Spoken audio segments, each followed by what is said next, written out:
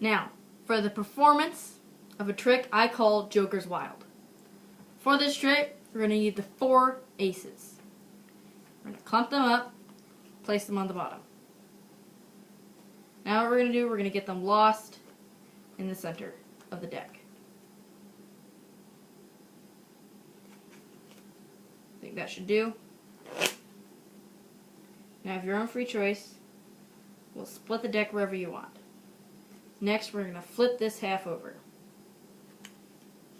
Next, we're going to flip them in so we got face up cards and face down cards. Now we're going to take the top 5 face down cards. 1, 2, 3, 4, 5. Now just to prove that I did take 5 cards, let's get them even more mixed up.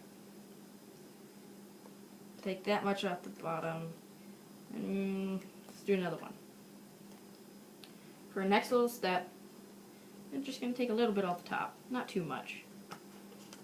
Place them right there in the middle.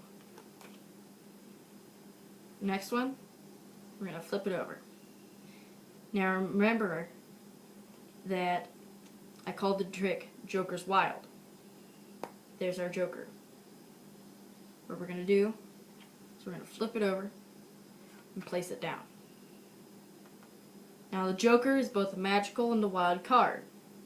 It's magical because with a snap of the fingers, all the cards, all the face-up cards, have flipped back over, except for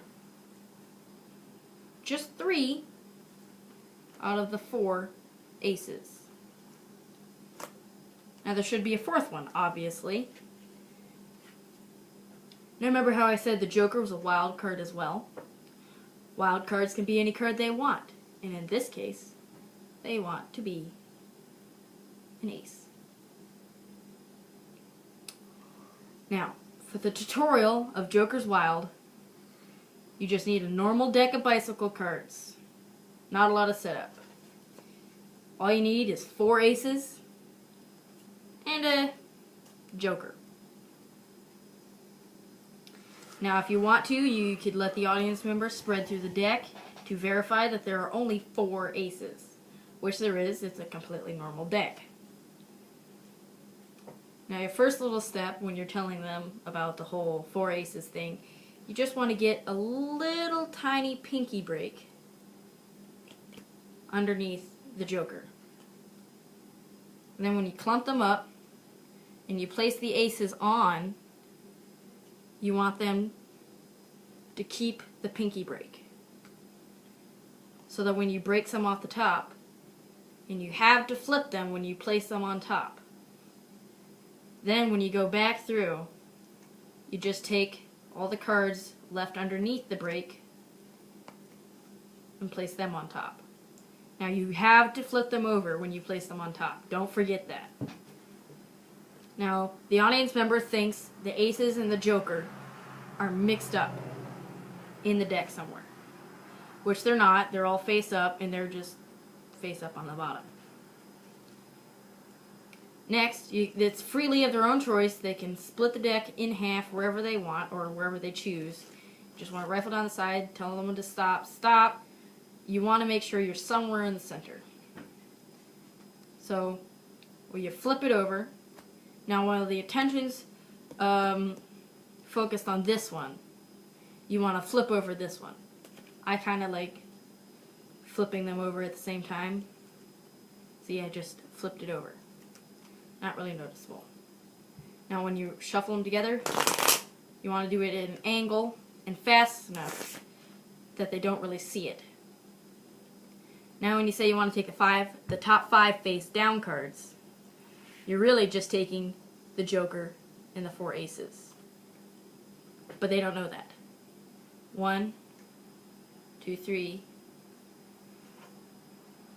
4, 5. Now they think there are face down cards and face up cards all throughout the deck. There are not. but you don't want them to see that. Now, you want the joker to be between the first and second ace. I usually get it there by when I spread through to show them that I did grab 5 cards. I just slip the joker in the second spot. Now it's where it needs to be. Now, when you place it back on top, right underneath the joker that you just put in the second spot, you want to get a pinky break, then you want to transfer it to a thumb break. That's what this is called when you hold it like this. Got a thumb break. Now, you break off a half. This time, when you place it on top, do not flip it. Okay? That'll mess it all up. Do not flip that. And then same as before, just take the bottom half underneath the cut, place it on top. Yes, you are taking these 3 aces, that's what you want. Next, when you break that little half on top, you're just placing those 3 aces somewhere in the middle of the deck. So when you spread through earlier, the aces don't appear on one end or another. They appear in the middle. So next step is you flip it over. There's your joker. Now just subtly, you want to get another pinky break underneath the joker so that you can then double lift by grabbing it right here in the corner and picking up both the joker and the ace underneath.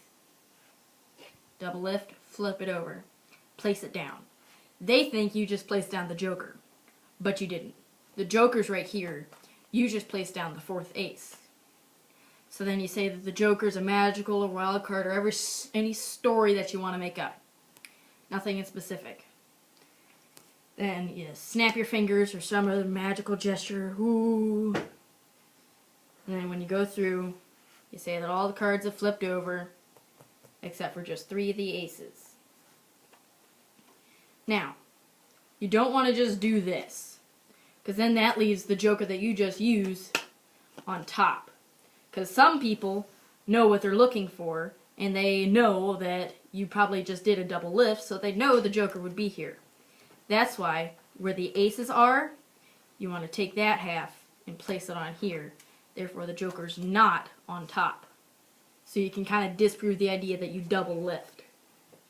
Now place that aside and you say that, remember how the joker was a wild card, and you could say that it changed, or maybe it switched places with the ace when you weren't looking. Anyway, you want to reveal it. You just reveal it as the last ace. That is Joker's Wild.